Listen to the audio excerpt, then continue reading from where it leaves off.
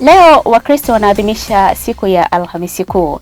Watu wengi wamekuwa wakijiuliza kwa nini Wakristo huadhimisha siku hii, na kwa nini baadhi ya wanaume siku hii huoshwa miguu, lakini kwa nini siku hii altari huwa inabaki wazi?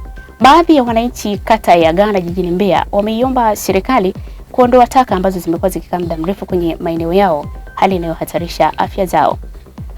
Kimataifa, watu wasiopungua 50 wamefariki dunia huku wengine 100 wakijeruhiwa baada ya boti waliokuwa wakisafiria nchini Jamhuri ya Kidemokrasia ya Kongo kuwaka moto na kupinduka karibu na mji wa Mbandaka.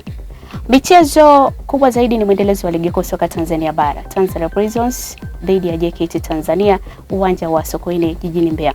Kwa hayo na mengine mengi, ungana nasi hapo baadaye kupitia akaunti yetu ya YouTube Dream Media TZ na mtandao wetu wa Instagram Dream FM TZ.